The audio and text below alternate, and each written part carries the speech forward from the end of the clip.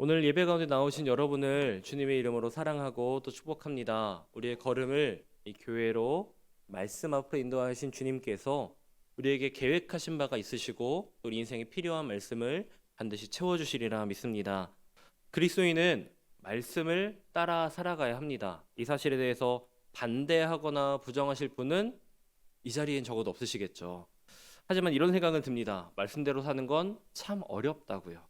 말씀대로 살아가려고 노력하지만 내 스스로를 바라볼 때에 스스로 100점이라고 줄 수 없을 때가 간혹 있다는 것을 알게 될 때 우리는 참 연약하구나, 하나님의 도우심이 여전히 우리 삶에 많이 필요하구나라는 것을 느끼게 됩니다.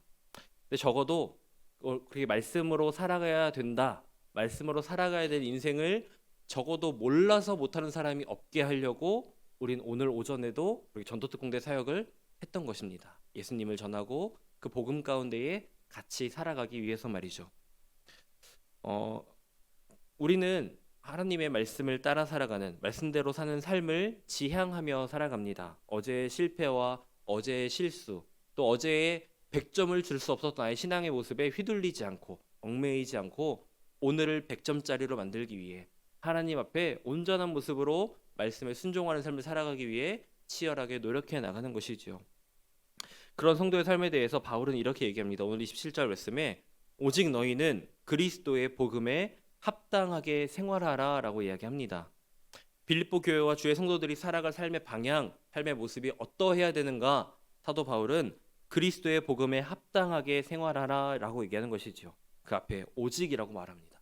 단 하나 너희가 기억해야 될 것은, 지켜야 될 것은 그리스도의 복음에 합당한 삶을 살아가야 하는 거야 라고 말하고 있는 것입니다.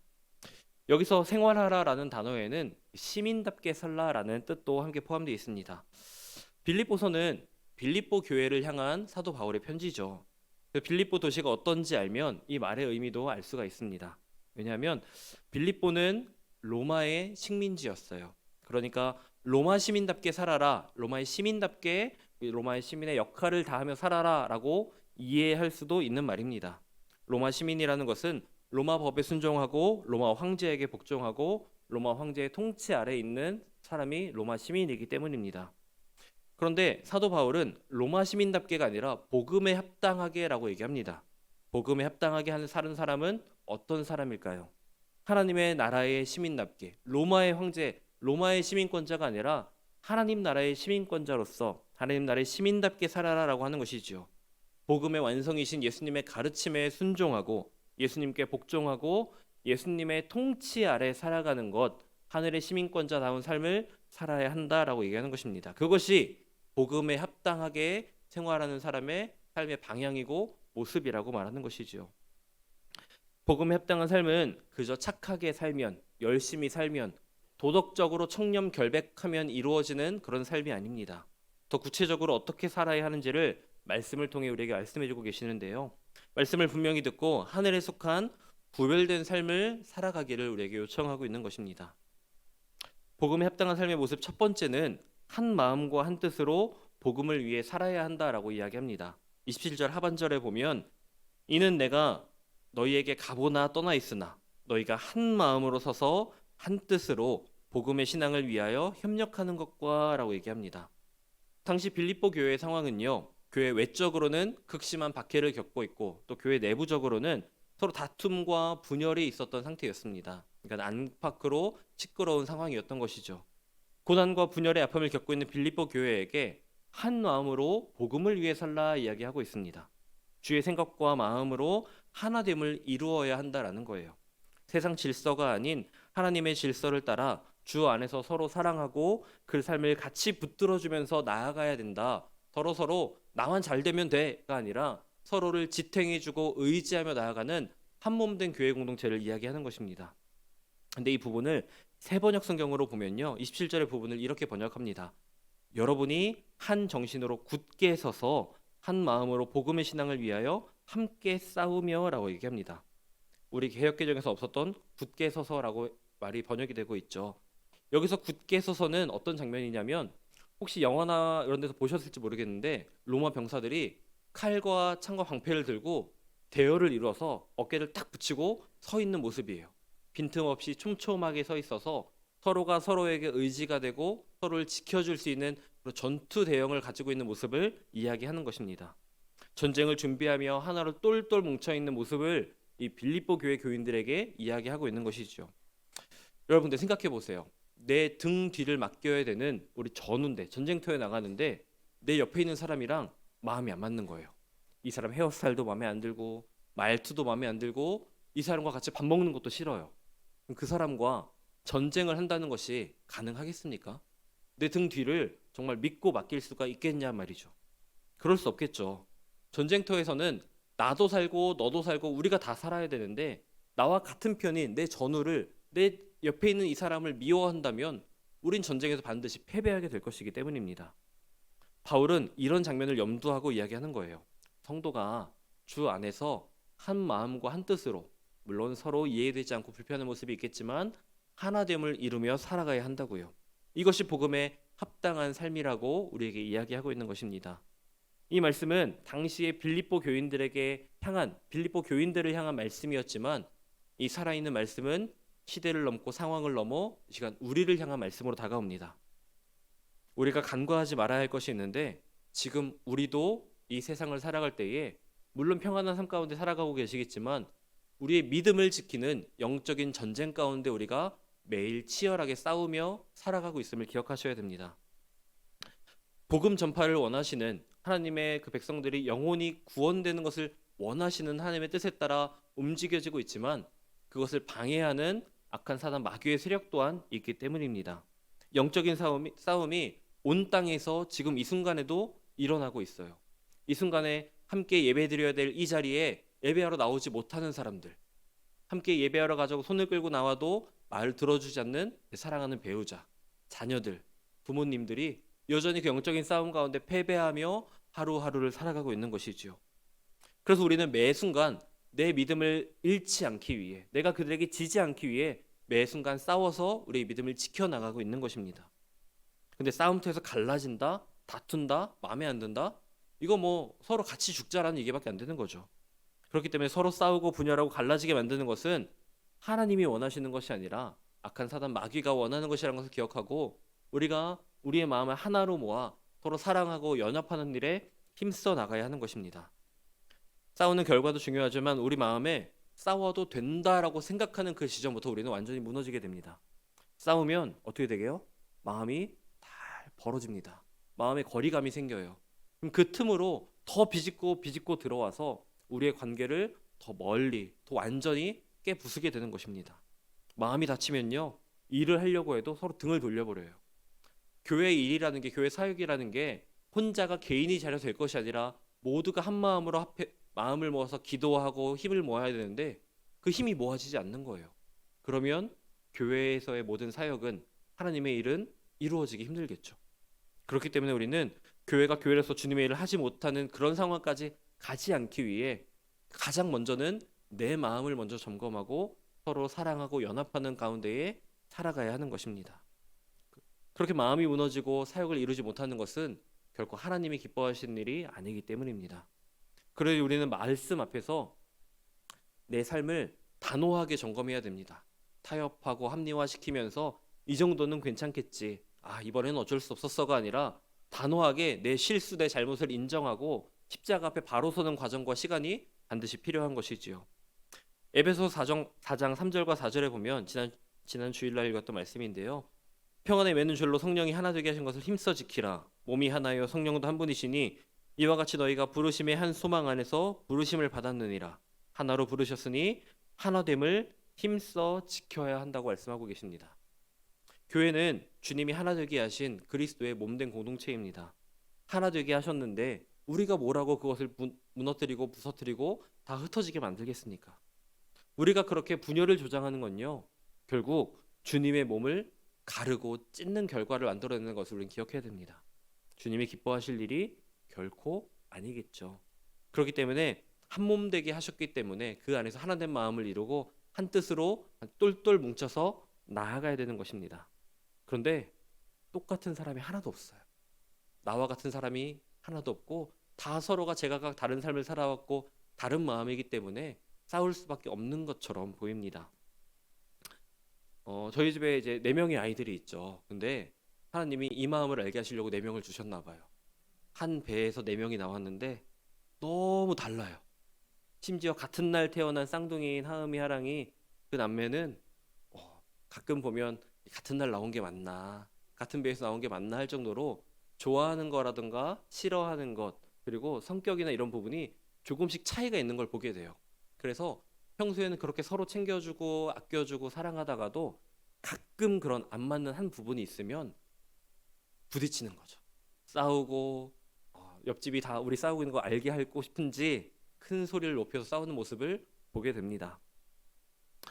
사이좋게 지냈으면 좋겠는데, 항상 사랑하며 지냈으면 좋겠는데, 그 서로 다름이 부딪히게 되니까 가족 안에서도 싸우게 되더라고요.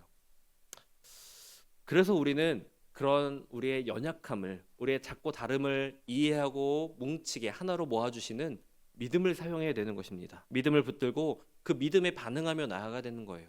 그저 내 육신의 혈기대로 그렇게 반응하며 살아가면 싸우고 분열하고 찢어지게 되겠죠. 그런데 그 안에 간극을 메꿔주는 예수 그리스도의 사랑과 그리스도를 향한 동일한 믿음을 가지고 함께 만날 때에 그 사이에 맞지 않는 틈은 믿음으로 사랑으로 채워지고 함께 하나로 연합할 수 있게 되는 것입니다.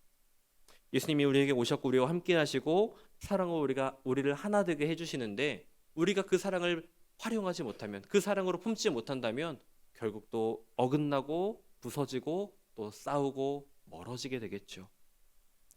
우리는 각자 선 자리도 다르고 모습도 다르고 우리 좋아하는 것도 싫어하는 것도 각자의 삶의 모습은 너무나도 다릅니다.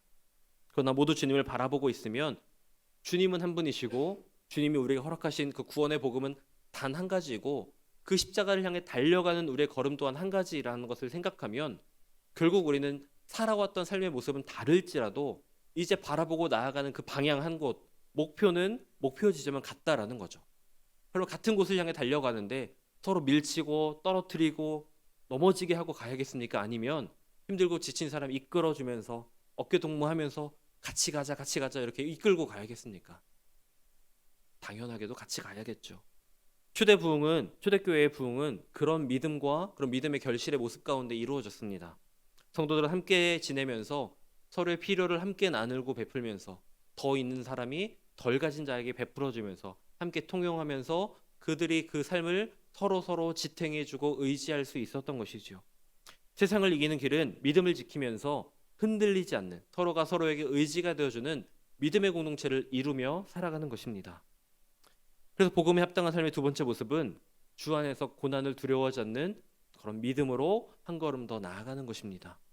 본문 28절에 보면 무슨 일에든지 대적하는 자들 때문에 두려워하지 아니하는 이 일을 듣고자 함이라 라고 바울이 얘기합니다. 세상을 그리고 나를 대적하는 그들을 더 이상 두려워하지 않는다라는 것이지요. 머뭇거리거나 움츠러들지 않는다는 것입니다. 예수님께서 이미 세상을 이기셨기 때문에 이미 만왕의 왕이신 그 주님이 나와 함께 하시니까 이미 이기신 주님이 나와 함께하면 너도 이겼어 라고 말씀을 해주시는데 우리가 그 손 붙잡지 않고 나갈 이유가 없는 거죠. 주님과 함께하기만 하면, 주님 손을 붙잡기만 하면 우리는 어떠한 전쟁에도 어떠한 싸움에도 승리하며 살아갈 수 있는 것입니다. 이것을 분명히 믿으면 언제나 어디서나 주님이 함께 하시고 이시기게 하시니까 때로는 내 건강이, 내 재정이, 내 관계가 어떠한 고난과 시련이 와도 두렵지 않게 두려움을 이기고 믿음 가운데에 살아갈 수가 있는 거죠. 왜? 주님이 나와 함께 하시니까. 주님이 나를 승리 가운데로 인도하시니까요. 복음은 십자가에서 완성된 사랑입니다. 그런데 예수님이 십자가에 달리실 때의 모습을 바라보면, 기억해보면 십자가는 조롱이었고 핍박이었고 고난이었고 죽음이었습니다. 그리고 교회는 어떠한 다른 영광된 모습이 시작된 것이 아니라 그런 아주 비참했던 십자가에서 우리 교회가 시작된 것입니다. 그래서 교회는 역사적으로 조롱과 핍박과 죽음의 위기를 항상 지나왔습니다. 항상 호의호식하며 좋은 상황 가운데 신앙을 이루어오지 않았습니다. 그 안에 있는 성도들의 삶 가운데에 고난은 너무나도 당연한 것처럼 보였습니다. 왜 내게 이런 힘든 일이 생길까? 왜 내게 이런 어려운 일이 갑자기 닥쳐왔을까? 난 지금껏 교회에서 열심히 신앙생활을 해왔는데. 그것으로 머뭇거리거나 주저앉을 필요가 없습니다. 우린 그것 때문에 흔들릴 이유가 없다라고 이야기하는 것이죠. 그렇다면 어떻게 이것을 당연하게 여기고 그것을 이기며 돌파할 수 있을까? 과거에도요, 그렇게 어려운 일들이 많았지만 심지어 전쟁과 기근과 핍박이 항상 넘쳤던 것이 우리 그리스도인들의 역사였지만 교회는 무너지지 않았습니다. 아니, 오히려 힘들고 어려울수록 더 예수님 붙잡고 십자가 붙잡고 기도하면서 교회는 부흥을 이루어 갔습니다. 어려움을 통해 복음은 더 전파되었고 하나님의 역사를 더욱더 긴밀하게 경험하면서 교회는 살아 숨쉬며 이 시대를 선도했던 것이죠. 하나님의 역사를 통해 우리에게 그것을 보여주셨고 우리는 그것을 기억하고 있습니다. 남미의 한 목사님은 오늘날의 교회가 군함이어야 되는데 유람선이 되어버린 것 같다라고 이야기하셨습니다. 그래서 그 칼럼을 보니까 유람선은 먹고 자고 쉬는 유흥이 목적이죠. 즐거움이 목적입니다. 그런데 전투함을 보면 물론 그 전투함 안에서도 먹고 자고 쉬고 할 수가 있어요. 근데 그 전투함의 목적이 뭐예요? 싸우러 나가는 거예요. 그 먹고 자고 쉬는 것이 그저 충전을 위한, 싸우기 위한 충전을 위한 목적이지 쉬는 것이 궁극적인 목적이 아니라는 것입니다. 그런데 사람들이 교회를 바라볼 때 이 세상에서의 유흥을 위한 것처럼 세상에서 살아갈 때에 복을 누리고 싶은데 그 복을 하나님 앞에 달라고 조르러 나오는 것은 아닌가. 그리고 교회에 나와서 내가 지당히 감당해야 될 사명과 사역이 있는데 그런 것들은 하기 싫고 그저 내가 받고 싶은 위로와 인정만 받고 싶어 교회에 앉아있는 사람들이 이 시대 가운데 너무 많다라고 평가하는 것이었습니다. 그래서 그런 우리의 신앙생활은 유람선을 타고 가는 유유자적한 생활이 아니라 전투함을 타고 매 순간 영적인 싸움을 싸워 나가야 되는 것이기 때문에 유람선이 되어버린 교회가 이 세상 가운데 그런 힘을 쓰지 못한다는 이야기였습니다. 여러분의 오늘 하루 또 한 주간은 어떠셨습니까? 영적인 싸움이 하나도 없이 평탄하게 아무런 문제 없이만 흘러오셨나요? 아니면 오늘 하루도 내 믿음을 지키기 위해 주님 앞에 약속한 말씀과 기도의 시간, 예배 시간을 지키기 위해 피곤한 몸을 이끌고 치열하게 이 자리 가운데 나오셨을까요? 우리의 인생이라는 것은 그리스도인의 삶이라는 것은 복음에 합당한 삶이라는 것은 매 순간 그렇게 치열하게 싸워내서 쟁취해야만 되는 것입니다. 꼭 내가 예수님 손을 붙잡고 살아가야 하는 것이고 예수님과 붙잡은 이 손을 어떻게든 떼내려고 하는 그 마귀의 공격으로부터 내 마음을, 내 신앙을 지켜나가는 하루하루가 되어야 되는 것입니다. 그래서 사도 바울은 이렇게 고백합니다. 읽지 않았지만 29절에 그리스도를 위하여 너에게 은혜를 주신 것은 다만 그를 믿을 뿐 아니라 또한 그를 위하여 고난도 받게 하려 하심이라 라고 얘기합니다. 복음에 합당하게 생활하는 사람은 고난을 통해 자신을 세우는 사람입니다. 그리고 고난을 통해 주님을 드러내는 사람이고요. 고난 가운데에 기뻐하며 구원의 기쁨을 증거하며 살아가는 사람입니다. 그리고 힘들고 어렵고 막막해서 내 눈과 내 힘으로 바라볼 때는 답이 없어 보이지만 주님이 계시니 그 예수님 손 꼭 붙잡고 다시 살아가는 믿음의 모습을 이루는 사람입니다. 그리고 복음에 합당하게 생활하는 사람은 고난이 특권이 되어 주님과 행복한 동행을 이루어가는 사람이다라는 것이지요. 여러분의 삶 가운데에 고난이 없을 것입니다라고 저는 말할 수 없습니다. 오히려 오늘의 고난보다 더 큰 고난이 찾아올 수 있습니다라고는 말할 수 있을 것 같아요. 그러나 우리가 그 고난 가운데에 찾아온 고난과 찾아올 고난 가운데에 믿음을 잃지 않을 수 있는 것은 이미 나를 승리케 하신, 이미 나를 구원하신 예수 그리스도가 나와 함께 하시기 때문이라는 것입니다. 언젠가 우리의 삶이 다하는 그날 우리가 주님 앞에 서는 그때가 오겠죠. 주님 앞에 서면 혼자 서 있는 것이 아니라 상상을 해봤는데 함께 예배하고 함께 사역하고 함께 기도했던 우리 소양교회 성도들이 다 같이 한 자리에 모여 서 있지 않을까라고 상상을 해봤습니다. 우리 모두가 복음 앞에 온전한 자로 살아가고 있으니까, 치열하게 그 믿음을 지키며 복음에 합당한 자로 살아가고 있으니까 심판의 그날에 모두가 하나님 앞에 영광을 누리며 칭찬받고 있지 않을까 하는 것이죠. 그 상상을 하니 여러분을 만나는 것이 기대가 되고 또 오늘 우리에게 주어진 모든 사역이 더 기쁨으로 다가오는 것만 같았습니다. 복음에 합당한 자로 살아가기 위한 치열한 영적 전투가 오늘까지 이어졌고 또 내일도 계속해서 우리 삶 가운데 이어질 것입니다. 그런 힘들고 어려운 시간은 계속해서 반복될 거예요. 끊이지 않을 것입니다. 그러나 우리는 그 모든 순간에 주님이 주신 믿음을 가지고 싸워 나갈 것입니다. 아까 찬양을 해주신 것처럼 그 나 주의 믿음 갖고 홀로 걸어도 나 주의 믿음 갖고 실망치 않네. 그 믿음 가운데에 또 한 걸음 한 걸음을 나아갈 수 있는 것이지요. 함께 싸우는 우리가 예수 그리스도의 이름 안에서 홀로 이기는 것이 아니라 함께 승리를 이루며 나아갈 수 있는 그런 믿음의 공동체가 되었으면 좋겠습니다. 그래서 우리 안에 전우의 그런 마음이 있었으면 좋겠어요. 전우회처럼 나 혼자 힘든 것이 아니라 같이 힘들고 힘들 때에 서로 기도해 주면서 이 힘든 시간을 이겨내고 끝내 주님 앞에 설 때에 함께 그 영광된 자리에서 서로 마주보며 반가워하고 함께 칭찬할 그날을 꿈꾸며 복음에 합당한 삶을 살아가는 그 믿음을 지키며 살아가는 저와 여러분 우리 모든 소양의 성도 여러분 되시기를 주님의 이름으로 축복합니다. 아멘. 기도하겠습니다.